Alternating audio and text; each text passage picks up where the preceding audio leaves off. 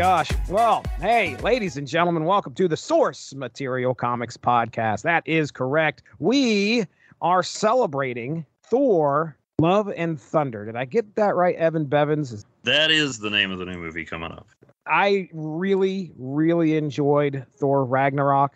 This will be the fourth Thor film, correct? Yes, indeed. I assume you've watched the other three leading up to this, right? Yes, yes, I have. If I put you on the spot and ask you to rank them, how would you rank the previous three Thor movies? Oh, I mean, Ragnarok's number one for me. I know that's not everybody's favorite, but I can't take a straight Thor movie. I mean, I just can't take a serious Thor movie. I know everybody considers Dark World the bottom of the MCU barrel. I enjoyed it. I would probably give the slight edge to the first Thor movie just because the story is a little stronger. There's an actual villain you can remember. But I still think Dark World. I mean, it's a movie I'll put on and watch and enjoy. It's not top tier, but if Dark World's the worst you have to offer, then that's still a heck of a series of pushing 30 movies. Right. It's not horrible by any stretch of the means. I liked it when I watched it. So I'm right there with you. The same ranking, 3, 1, and 2. I probably watched Ragnarok, I don't know, 3, maybe 4 times. And that's saying a lot for me because I usually don't go back and revisit movies a whole lot unless I really like them. I've enjoyed Ragnarok. I like watching the stylistic choices that are made in that movie are right up my alley. I really enjoy it. So and Korg is my favorite character in the MCU. So. He was great. What a great addition to that franchise, man. So we're getting ready to the Thor: Love and Thunder. If you've seen the trailers, you may know what's coming. And what we're going to be doing tonight is covering a book that featured this this lady who could pick up the hammer. She was worthy. Who is she? I wonder. I don't know. A lot of people out there are probably already understand who this person is. I will say, as we get into this 2014 series, Thor, Goddess of Thunder. So we're getting into the first volume, which is the first 5 issues. And this is an 8-issue series with an annual in there. Is that right? I can't remember if there was an annual. I didn't get it. It was 8 issues because issue 8 was when Secret Wars hit. Okay. Yes. So we actually, if I'm not mistaken, issue 8 revealed who Thor was, and remarkably, at least for me, it hadn't been spoiled at that point. Usually, when there's something big that might make people outside the comics notice, a press release gets issued slightly before or right as the issue comes out. Issue 8 was the end, then the whole Marvel Universe ended, and she actually played a decent role. She was one of the survivors of the 616 in Secret Wars. Okay. So, okay. She actually played a not super prominent role, but she was one of the folks who remembered the world before Battle World and stuff like that. Nice. Very nice. And then they followed her for I forget how long when they came back from Secret War and then into Marvel Legacy. I mean, this was Thor for 3 or 4 years, I'd say. Well, I did find out they did write an annual. Looks like 3 stories, one called King Thor, the other one called Thor, and then Young Thor. And Young Thor was written by at the time, so this is 2015. I don't think he's wrestling at this time. CM Punk. Okay, yeah, he did a Drax the Destroyer series for Marvel too. Right. That was more on traditional Thor, who just doesn't move the meter for me as much. I know Jason Aaron, who is a writer I like, he did a lot of stuff before and after this, like focusing on Thor back in Viking times and stuff, and it wasn't bad. It just wasn't my cup of tea. I've talked about Thor on here before. As a matter of fact, I think I shared with you a while back that big comic score that I had a long time ago. Mm-hmm. And a lot of what were in those issues were like, Bronze Age Thor issues. Not my thing. I'm not reading any of that. I'm not reading Thor. I didn't, as a character, it's not like I didn't like him. I just, street level Starch over here is not going to be hopping into Asgard anytime soon. Not enough Punisher crossovers for your liking. That's correct, sir. So at some point, I don't know how I hear it. Most likely it's because of a comic book podcast that I listen to or something. But I start hearing the murmur about Gore the God Butcher. Uh-huh. And I start hearing about what I think it was called God Bomb, I think was the name of the Yeah, that was when Aaron took over. I think Gore the God Butcher was his first story arc, and God Bomb was somewhere in there. Okay. I'm absolutely reading those issues, and I will say that it was easily one of my favorite Thor stories that one of the few that I've read and actually remembered and really liked. That's the story that put Jason Aaron on the map for me. I didn't know anything about him prior to that, but when he could make me enjoy a Thor comic, that says a lot. So I was like, I'm not going to forget this guy. And we've covered, actually, because of that, I've covered other things that Jason Aaron has done on this podcast. And there's a couple other things I want to do as well that Jason Aaron's done. But that was, I wish I could remember when God Bomb happened. Because it was a couple years before this, because even though this is, a very, memorable, unique era of Thor, it's all part of that. I mean, it was bookended by his original Thor stories, especially in the first issue. I mean, it's very clear, even though this starts off at number one, that it's part of an ongoing story he's telling. Well, okay, so Jason Aaron obviously still writing this Thor story that we're about to get into with 2014's Goddess of Thunder. The creative team on the book, Jason Aaron writing things, Russell Dodderman is the artist, colored by Matthew Wilson, and lettered by VC's Joe Sabino. Well, I know you said Thor was what introduced Jason Aaron to you. I got acquainted with Jason Aaron when he was writing Wolverine and the X-Men. Okay. Which was the idea that Cyclops had gone a bit too over the edge, and Wolverine, of all people, decided to restart the X-Men school, although he named it after Jean Grey instead of Charles Xavier. So it was the idea of Wolverine being the voice of reason and the headmaster for the X-Kids, and that series was a lot of fun. That brought me back to the X-Men for the first time since Joss Whedon's run. Oh, wow. Wow, yeah. I was just looking that up. That was 2000. First volume dropped in 2011. I've heard of this series, but I've never read anything of it. I've never read any Wolverine and the X-Men. It's a lot of fun. What sold me on it was, I think it was Bocello's cover for issue 3, which was Quentin Quire, who was, like one of the main holdovers from Grant Morrison's run, in a restroom at the school where he had spray painted on the wall, "Remember when Wolverine was cool? Me neither." Ooh. Oh, that's harsh. That got me to check it out, and it was a lot of fun. Oh, wow. All right, then. Let's go ahead. We'll drop ourselves into the first 2 issues of this series. We're going to start out with these words from issue 1. So it says, "Change has come to Asgard. After a self-imposed exile, Odin the Allfather has returned to his former kingdom, now called Asgardia. But his wife, Freya, who had been ruling Asgardia in his stead as the All-Mother, has no intention of letting things go back to the way they were before Odin left. The biggest change, though, is that their son, Thor, the god of thunder, now finds himself no longer worthy of wielding Mjolnir, his enchanted hammer. In a recent battle on the moon, super spy Nick Fury, empowered with secrets he stole from the Watcher, whispered something that caused Thor to drop Mjolnir to the moon's surface, where it has remained ever since. No matter how hard he tries, Thor cannot lift it. The leadership of Asgardia is uncertain, and Thor now in a severely weakened state. It is only a matter of time before the enemies of Asgard strike, bringing doom to both the fabled realm and Earth itself." Now, I've got some more to go here. This is my words now.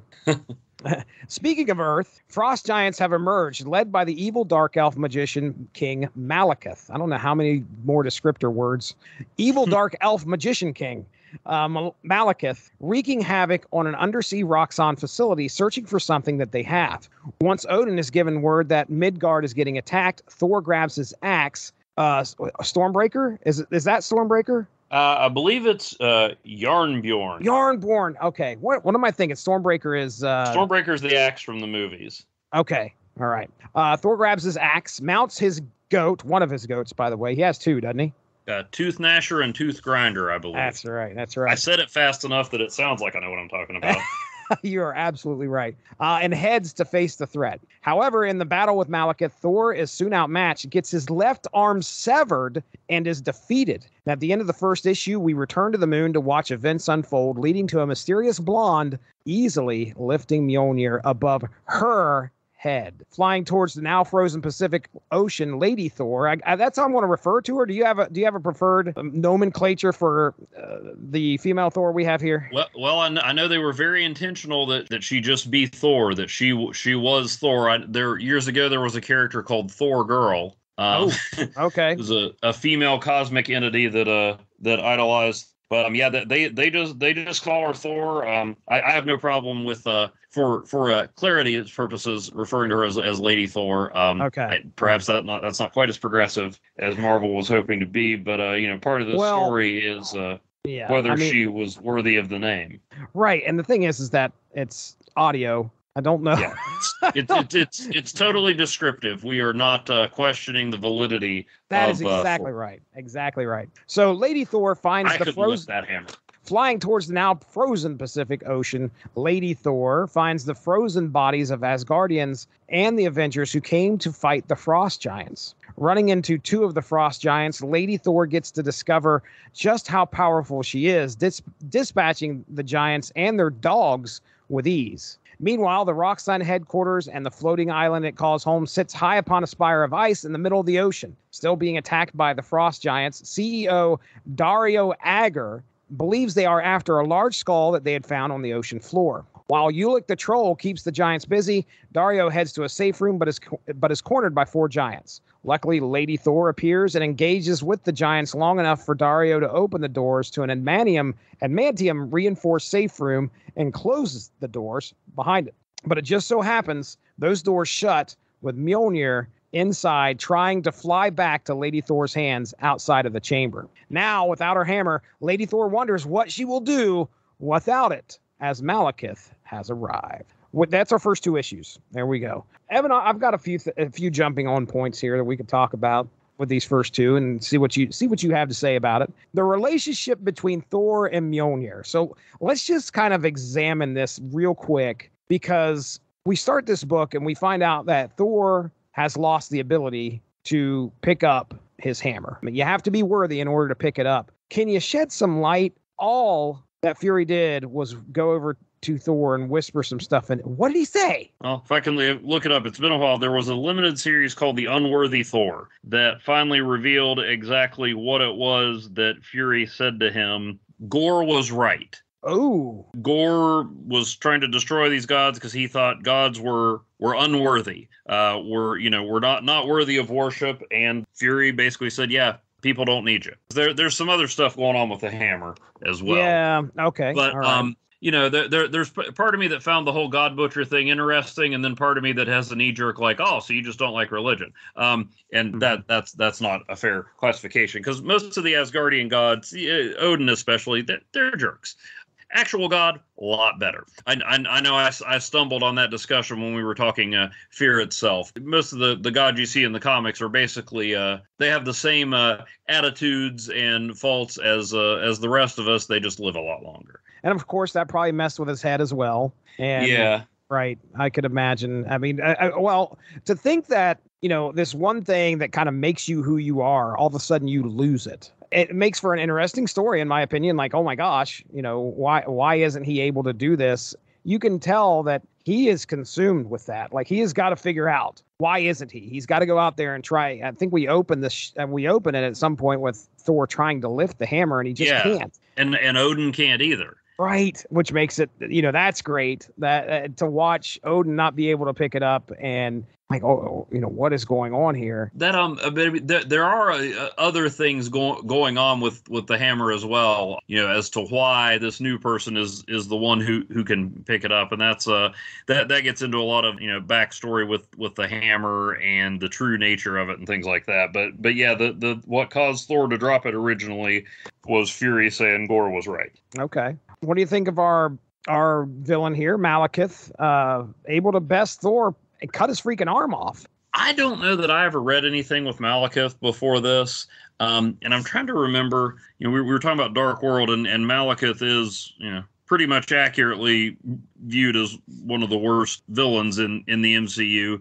I think what happened with that was that Loki wasn't supposed to be in the Dark World, and everybody liked Tom Hiddleston so much that they put him in, so it kind of squeezed Malekith out. I mean, he's pretty generic in the movie. I'd heard of him, but I don't remember reading much with him. I had in here reading this, he basically reminds me of Magic Joker.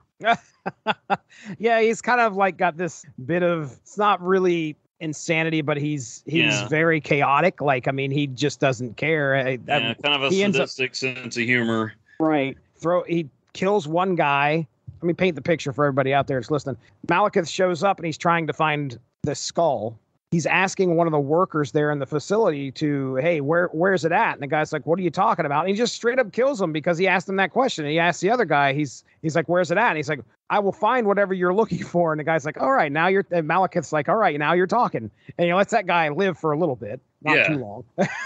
Yeah. But I guess Dark World came out a year before this. So, yeah, I don't know how much synergy there was. Dark World came out the year before this. So, of course, Malekith had been announced as the villain, probably a couple years before that. And I don't remember how much Malekith played a role in before this. I read those, but it's been a while. So he probably was showing up even before then. I mean, Dario Agger, however you say it, had definitely been in previous issues of Thor. So maybe it was to tie in with the Dark World is why they were, propping Malekith up. But I mean, he works well the way Jason Aaron uses him. This was just the first time I really remember reading about him. Some of the other notes I have here, there's some slight allusions here that Freya might be involved. Mm-hmm. I don't know if that happens in these issues, but I know that at some point we learned that it's not her. Yeah, not in these first two, but yeah, that does get hinted at.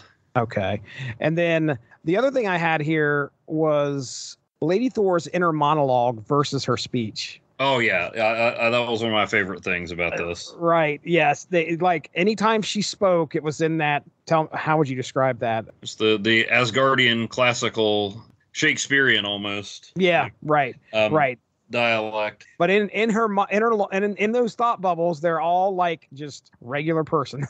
Oh yeah. It was a fantastic contrast, and that also gave you an idea of the hammer didn't just change her physically, because she was saying things that she was surprised to hear herself saying. One of my pet peeves with it, though, and this was when I first read it, and even rereading it. The first issue is good. It shows you you're in part of a larger story. It sets up the mystery and everything. But before that first issue came out, it had been announced for months. The new Thor is a woman. The cover of the first issue is the new female Thor. And the whole issue builds to a cliffhanger if someone picks up the hammer and it's a lady. Going back and reading it, it's a good issue. It tells a solid story. But I remember, I'd been looking forward to this. Let's see what this mystery is. And I'm like, I plunked down $4 or $5. And I'm supposed to be surprised that Thor's a lady. I didn't mind the mystery itself, but I'm like, okay, so I knew for months. I knew from the cover that Thor's a lady now. And the story you told me ends with, hey, Thor's a lady. I mean, that would have been like if the first episode of Lost had been, hey guys, the plane crashed. Like that's the whole point of the show. We knew that. Come on. Right. I'm not saying it doesn't tell a good story. The way they go through this with jumping back and forth and with some of the flashbacks and time shifts, I think they could have loaded maybe a little more of the stuff from issue 2 and flashed back a little more. Like I said, it's not a bad story in a vacuum, but when you buy that issue and, it's like, it's all building up to this, you got to see the new Thor. And the only real new thing you get is Thor's a lady. It felt like issue 2 was the first issue of this series, and this was just like a 0 issue. Yeah, I could see that. I could definitely see that. So the other note that I have here, I just want to learn while I'm with you right now about Dario Agger, because I didn't know what in the world we were getting with Dario here. This character is brand new to me, but that's probably because just looking at MarvelFandom.com, created in Thor God of Thunder number 19, February of 2014. So just a few months before this came out. Right. I mean, I know he was I was thinking he was a creation of Jason Aaron's. That's certainly where I first saw him. He's a supervillain who's a CEO, and I think you get in issue 2 you've got him mixing corporate speak with brutal supervillainy. Like, okay, well, fire everybody on the 9th level, by which I mean release the napalm. It's not that there's anything revolutionary about portraying billionaire CEOs as villains, but he goes a little over the top with it, Right. a little beyond the cliches, and kind of mixes the jargon there. As far as evil corporations go in Marvel, Roxxon's got to be top. I don't know. It might be the top one. I'm trying to think. Yeah. I mean, they've been around for a long time. They had ties to Deathlock back in the 70s. Roxxon's always been kind of like a generic, massive corporate entity at Marvel. It seems like more recently they've just gone more toward the straight up evil corporation. But they've always been, kind of in the background for Marvel for years. I was just looking up Roxxon. I guess it first appeared in 1974 in an issue of Captain America. So Roxxon was one of the earliest funders of S.H.I.E.L.D. However, they also had ties to Hydra.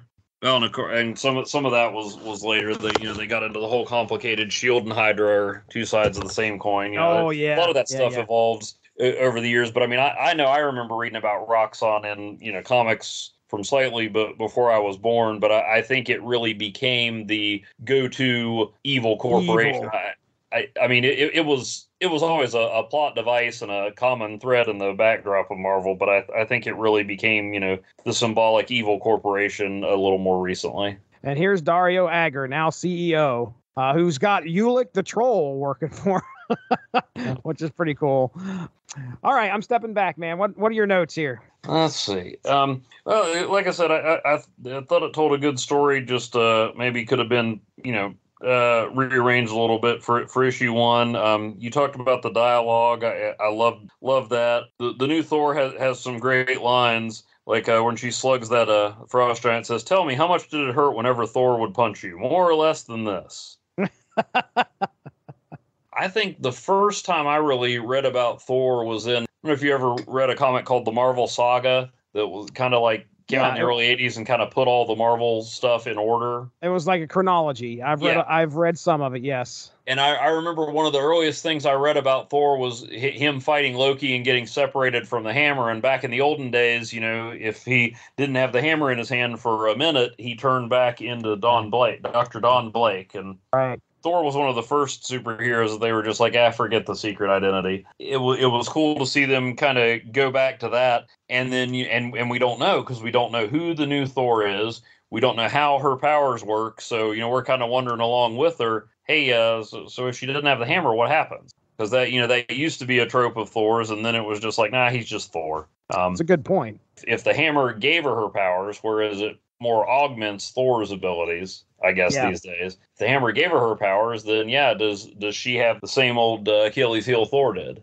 Kind of disappointed with the first issue when I initially read it. Like I said, going back, the story's fine. The second issue, I was like, okay, I'm gonna like this. I'm gonna stick with this. This is very cool what they're doing. All right. Well, she had more going for her than just the mystery. They had good dialogue and lots of stuff going on there that made me want to come back for more.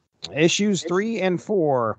In issue 3, we flash to days previous, where Malekith convinces the king of the frost giants, Skrymir, the skull of their greatest king, Laufey, has been found by Roxxon. Worried that invading Midgard would result in a losing war with Thor, Malekith assures him that Thor has lost control of Mjolnir, giving Skrymir the confidence they could retrieve the skull and survive any battle that will come their way. In the present, Malekith, now draped with the unattached arm of Thor, lets loose some frost giants to try to kill Lady Thor, who finds she is able to hold her own without Mjolnir, but realizes some of the magic that makes her powerful may be fading away. However, while Malekith and Dario Agger, CEO Dario Agger, fight inside the chamber, Lady Thor is able to pry the vault doors open and let loose Mjolnir. A nearby crate is smashed, and there lies the skull of Laufey. Thinking he is victorious, Malekith looks to take the skull back with him until Lady Thor promptly shatters it with her hammer. Malekith exclaims that a war is coming for sure now, but just then, male Thor appears with a new arm, ready to take back his hammer. It doesn't take long, and Lady Thor and male Thor are fighting. Finally, Thor Odinson realizes that the hammer chose this woman as a worthy wielder and confirms with her that she is not his mother, which, yeah, that's funny. I certainly hope not. Right. Now their attention turns to the remaining frost giants as the pair kill them quickly. Malekith teleports and escapes, burning Thor's severed arm right up in front of him. Rescuing the rest of the heroes, Thor Odinson finds his mother and explains to her and Lady Thor that he gladly gives up the name Thor to this new woman who now wields the hammer. In a small epilogue, we learn that the skull that was smashed on his island was not the real skull of Laufey, and Dario Agger is now bargaining with Malekith for control of other realms. So there we go. That is issues 3 and 4 of Thor, Goddess of Thunder. Well, yeah, I really enjoyed, not exactly a ticking clock, but the suspense with what's going to happen with Thor without the hammer. I thought that was really well done, really suspenseful. Part of my comic legalism was like, wait a minute, it's got to have been 60 seconds by now, but we don't really know if that's exactly how it works. I really liked the way they did that, and some of her dialogue where she's projecting confidence but saying, okay, well what would Thor actually do? And then she says Thor would bellow and bluster and rage until they cut off his arms, and then he would kick the heck out of him. A lot of that interior monologue lets you know for sure that she is someone that Thor knows. And I know in issue 5, not to get too far ahead, we get a list of suspects that Thor has, but I think my working theory at that point was that she was Roz Solomon, who's a S.H.I.E.L.D. agent that had been introduced in Aaron's previous run, that had been kind of set up as an ally and maybe even a love interest for Thor.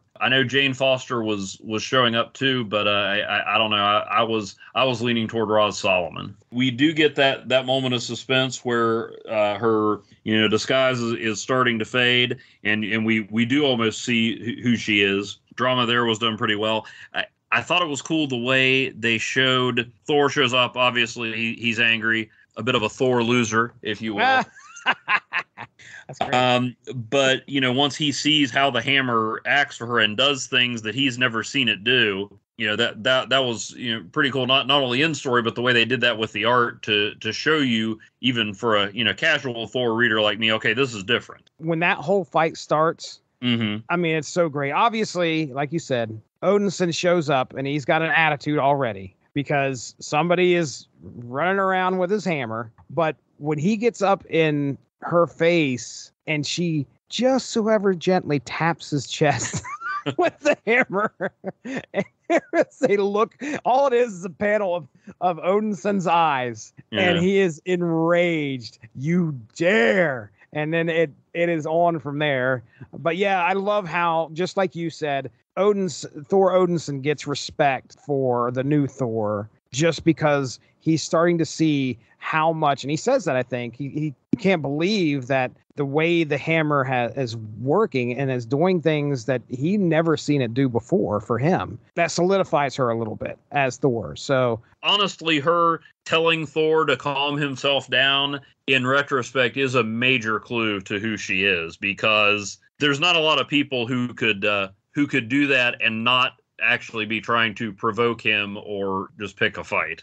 Good point. Now granted, he took it that way, but if you look at that the way she's doing it, I mean, she knows Thor, she respects Thor, and there's very few characters who could thread that needle of putting Thor in his place and really having the authority and the familiarity to do it. Are you upset that we didn't get to see like the Avengers, everybody get frozen and lose this battle against the Frost Giants? Part of me wonders, especially with the way comics are today, why didn't we get a, Thor 1.5 Avengers versus Frost Giants? But I mean, it's not necessary. Not everything has to be a crossover. The point was to show that, hey, these guys are a threat, and new Thor took them out. I mean, I'm not overly familiar with the Frost Giants, so I was like, it's a big deal. It's some ice giants. Whoop-de-doo. They took out the Avengers off panel. The only other character I know that I've seen defeat the Avengers off panel is Squirrel Girl. So, so you're okay with that? Yeah.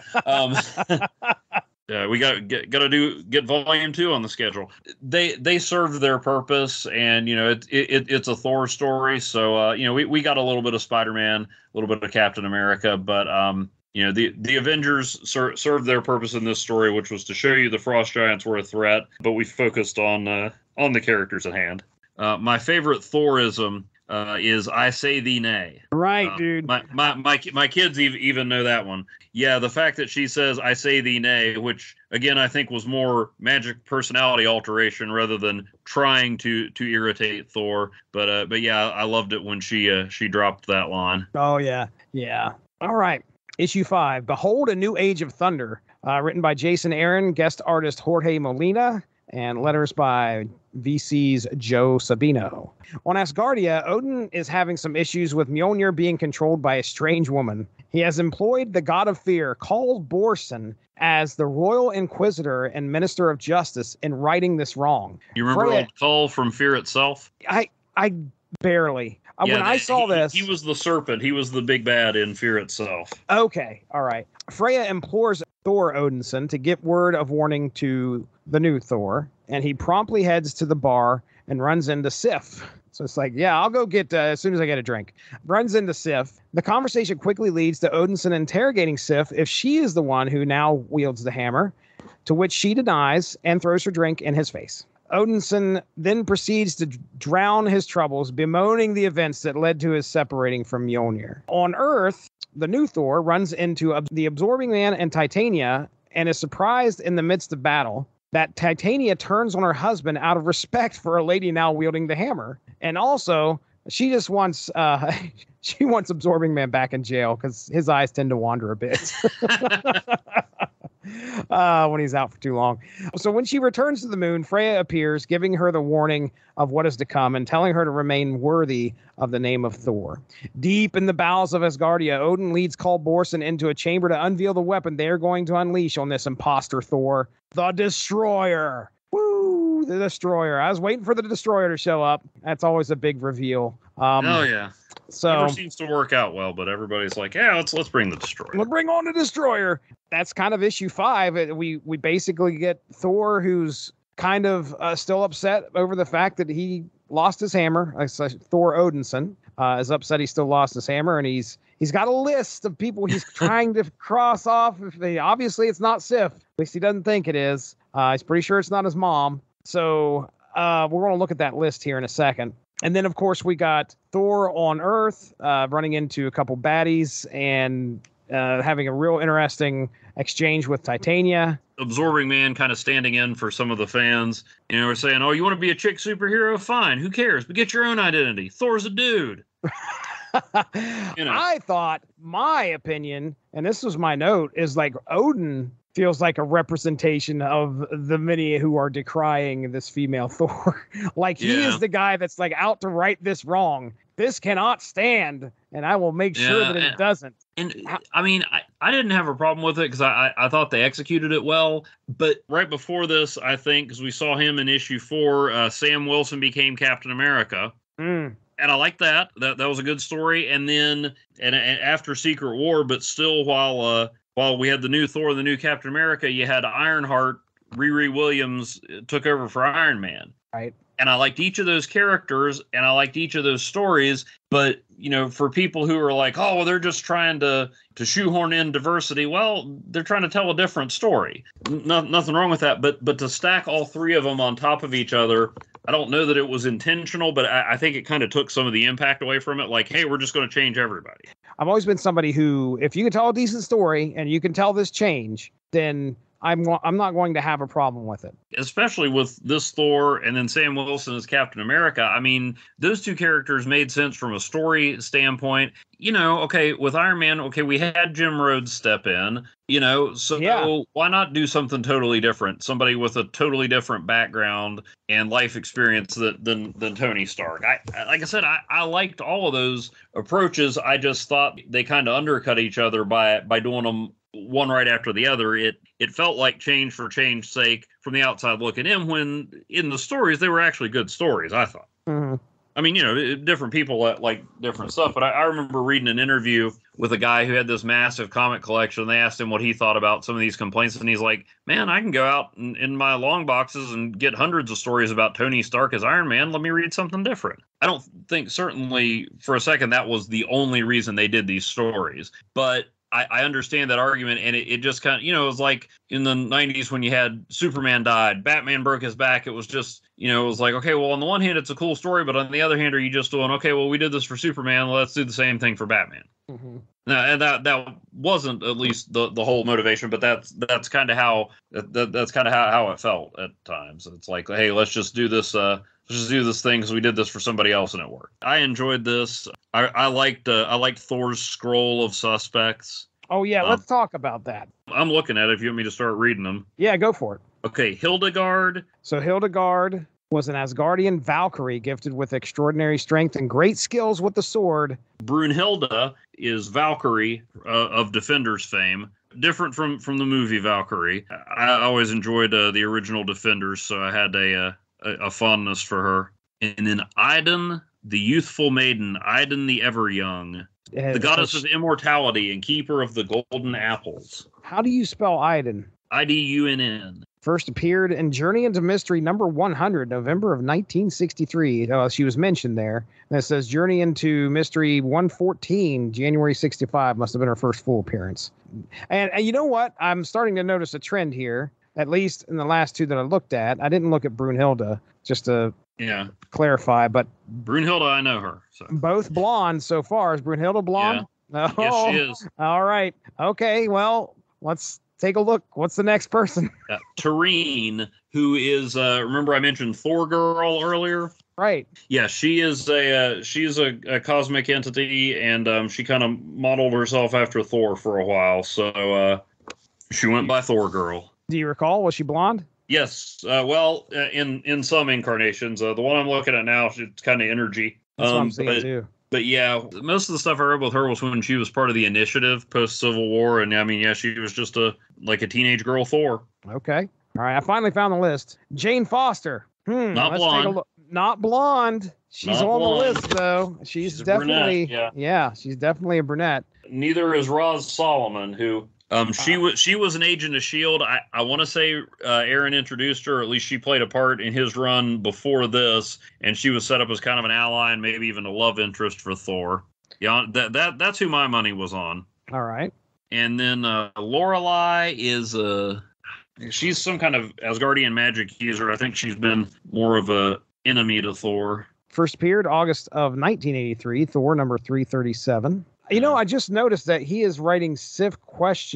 After this. Isn't that after she throws her drink in his face? Okay. She said, the only thing I could possibly have less interest in holding than you, Odinson, is that ridiculous hammer. Does that answer your question? And he says, not truly, no. Well, I'm bringing up Amora here just to take a look. Yeah, the Enchantress from the Masters of Evil, usually paired up with the Executioner. Right. Really surprised she hasn't made it into a movie yet. If you had told me years ago there would be 4 Thor movies and we wouldn't have seen the Enchantress yet, that's insane. And especially the movie's called Love and Thunder, and they went with Gore the God Butcher over the Enchantress. Unbelievable. Fits so well. Yeah. Oh, and for my money, when they first announced Christian Bale was going to be the villain, I thought he was going to be Dario Agger. Well, he would have worked. I mean, it would have worked perfect. So Carnilla is what we're moving on to here next. I think that says Carnilla, right? Yeah, Carnilla. I always remember her being referred to as the Norn Queen or the Queen of the Norns. Yep. She's an Asgardian sorceress type. Yep. First appeared June of 1964. Boy, a lot of these appearing like right around that 100 issue of Journey. Was Journey into Mystery always the Thor book when it first started, or was it something different? No, it was something else, because Thor's first appearance, I want to say, was Journey into Mystery number 83. Okay. All right. So it was an anthology thing. Kelda? Kelda. Yeah, okay. I didn't remember her name, but yeah, I remember her. She was in Straczynski's run. She was like this gorgeous goddess who fell in love with this kind of average dude in Broxton, Oklahoma, when Asgard was floating over top of Broxton, Oklahoma. And then we have, help me out here, is that Tana Nile? Tana Nile. The only thing that I know her from, even though she first appeared in Thor number 129, I'm looking it up online. I'm not that good. But the only thing that I know her from was actually Generation X. She's an alien. She's a Rigelian. It says here, I just remember in Generation X, she crash landed at the Massachusetts Academy, and Artie and Leech, the little mutant kids, they kind of hit her out in their treehouse, and they spun off into this weird series that I can't believe I haven't snatched up out of a dollar bin somewhere called Daydreamers. It was Artie, Leech, Franklin, Tana Nile, Man-Thing, and Howard the Duck. Oh my gosh. On like some kind of weird adventure. And I, every now and then that'll occur to me and I'm like, why have I not gotten this? That screams Evan Bevins. It's got to be floating around out there somewhere. So I think I'm going to put that on my next bargain bin hunt. Tana Nile's first appearance, Thor 129 from April of 1966. Now we're going to get into a couple of very interesting ones here. The second from the bottom being Angela. Mm-hmm. We talked about Angela, not me and you. I think it was me and Chris Armstrong, where we discussed the first appearance of Angela in Spawn number 9, I think it was, number 8 she's or the number only 9. X-Image character that went to Marvel instead of DC. Right. I love it. I don't think that was the plan initially. No. It's pretty much. Wait. Oh, okay. That Angela. I thought you were talking about the mean blonde lady from The Office. No. Afraid not. Although, you never know. Thor probably could have been like, that's a blonde. Like he has a whole list. Like that scroll is not continued to be unrolled. We don't know what's above Freya there. Angela is the angel that, if you go back into Spawn comics, was trying to hunt Spawn. She was a Spawn hunter at that point. What's interesting, and I don't know if it's known at this point, I assume it is, but Angela is supposedly Thor's sister. Is that right? Right. That was spun out of Original Sin, which is the same event where Nick Fury gets Thor to drop the hammer. So yeah, at that point, it was known that she was Thor's sister or half sister or something. Okay. All right. And then Loki. I mean, I don't think we have to really dive deep into who Loki is, but I love how he's at the bottom of the list. It wouldn't be the first time Loki switched genders. That's right. Thor Odinson knows that, by golly, there is some trickery about, and Loki may be involved in some way. Learned a lot there. I did. Again, the fact that we got a Lady Thor, a female version of Thor, a new Thor, what have you. I thought the story, these 5 issues are told well. If I was reading it at the time, I don't know when it got spoiled for me.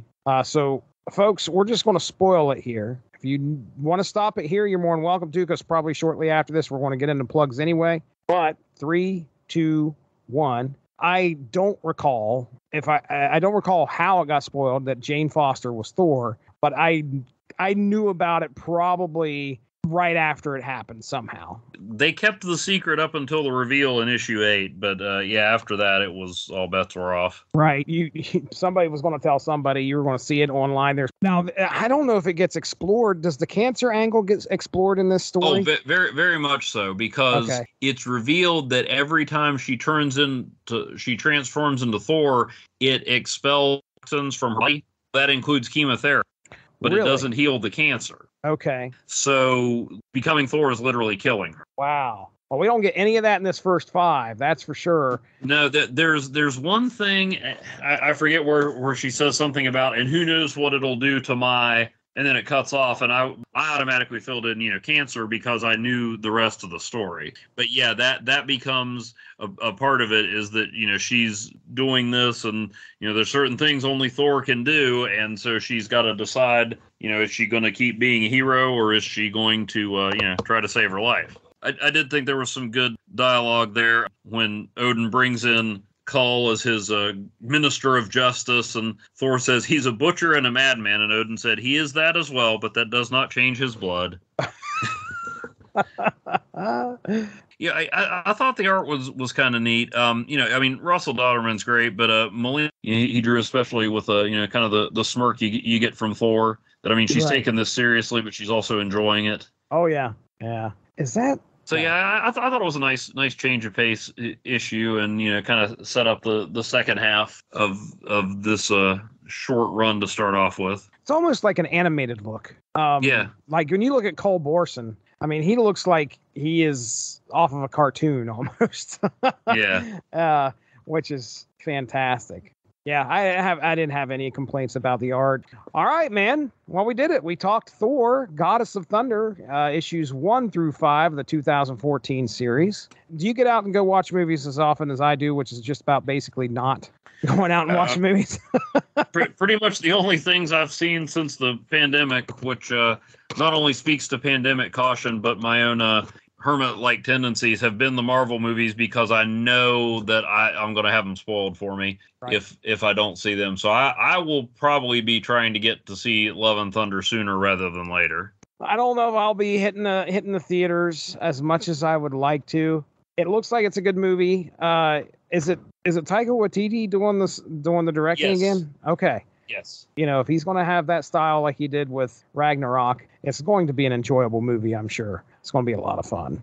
Oh, yeah, we got the Guardians of the Galaxy going to be in it, too. I forgot all about that. We got the Guardians in there, which that'll be fun. And a nice spacefaring adventure. It'll be neat to see what Waititi does with them. Right. I'm all about that. That's good stuff. Well, man, let's go ahead. We'll get into plugs here, buddy. Thank you for joining me tonight. You took, an hour and a half, 2 hours out of your day, sit down and talk some Thor with me. Thanks for having me. Yeah, I enjoyed this initial story. I didn't stick with it post Secret Wars. I think just because there were some other things that grabbed my interest, but I followed along through the library, and I mean I mostly liked the story of this Thor. Well, so. What do you got going on nowadays, man? You doing some writing, doing some podcast shows? What's the plan? *51.blogspot.com. You can see where I've written about Thor a little bit more often with regard to the Eternals, actually. Leading up to the Eternals movie, I was kind of reading up on them and found there's a very lengthy Thor storyline called the Eternals Saga.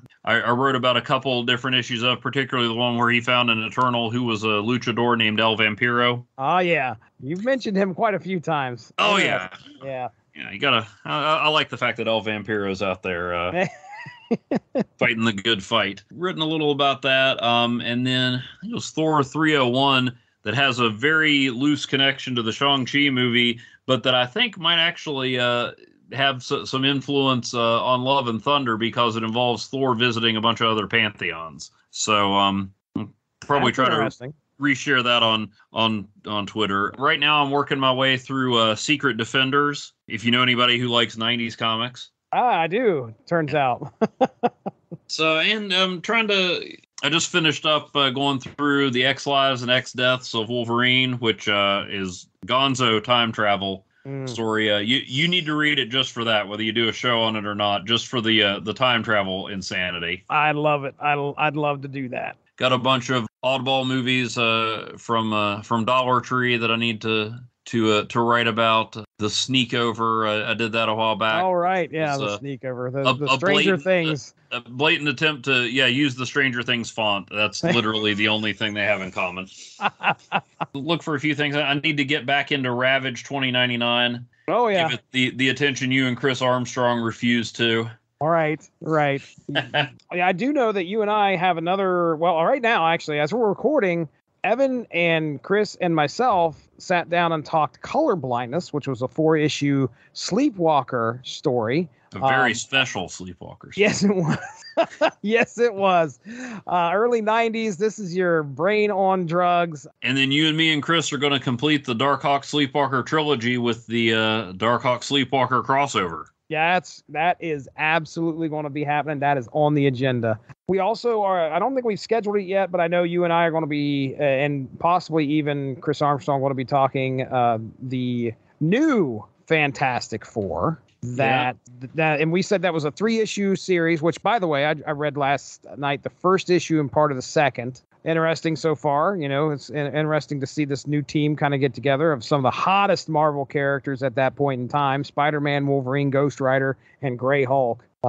Peter David just a couple weeks ago, they just released the first issue of a limited series that kind of picks up where the original story left off. Oh, great! And, first issue is great. Well, that's going to be on the agenda as well sometime.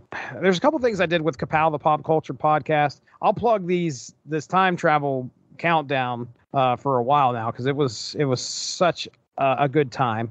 We did our top 20 combined top 20 countdown. We had 4 people on that podcast.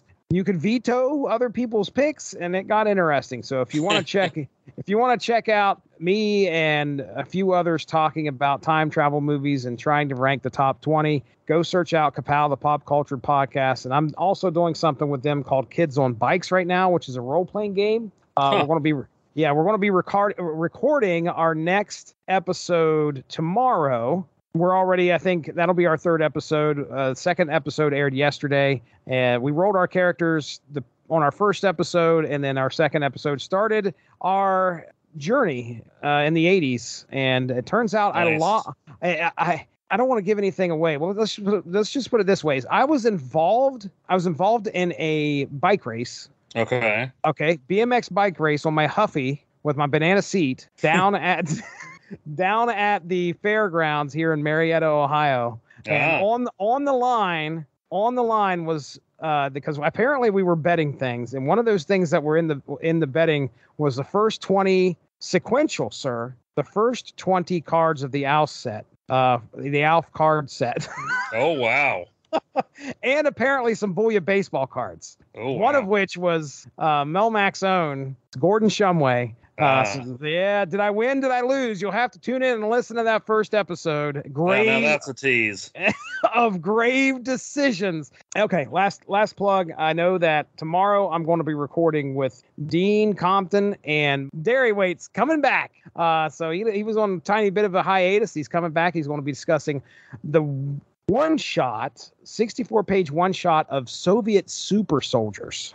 Oh, okay. Man, you talk about getting into some characters that Ursa Major, Dark Star, Gremlin, right? Crimson Dynamo, Titanium Man. You are right on point there. I think one of the most I've seen the cover.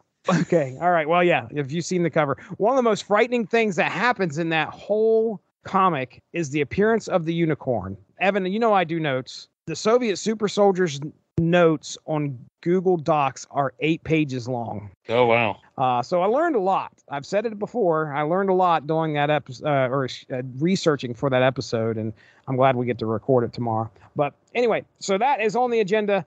As always, shout out to the W2M Network and, of course, the Radulich and Broadcasting Network as well. I go over there, hang out with Mark Radulich, talk some metal every once in a while. On Wednesdays, we're usually doing the Metal Hammer of Doom and some other shows. We got a TV party tonight. I've already recorded. I've just got to get it out there in podcast land, and that is me and Alexis Hana talking. I've recorded Hell of a Boss with her, and then right after that, it was me, her, and Benjamin J. Cologne, who jumped into The Last Ronin, TMNT The Last Ronin. Okay. So, yeah, keep an eye out. So I got to finish that one. All right, that's it. For Evan Bevins, I'm Jesse Starcher. We'll be talking to you soon. Although Evan may say the nay, I say the yay. Have at thee. There we go. That's Evan Bevins. I'm Jesse. We're out of here. Have a good one. Bye-bye. Thank you all for joining us. Make sure to give that Radulich in Broadcasting Facebook page a like to stay up on top of all the great podcasts we have to offer. We are at home on Spreaker, but you can also find us on iTunes, Stitcher, TuneIn Radio, and recently we have hit the air on Spotify. Find your favorite podcast platform and type in RADULICH to subscribe for some great content. If you enjoyed this show, please feel free to share and spread the word, and as always, we appreciate any feedback and look forward to entertaining you again soon.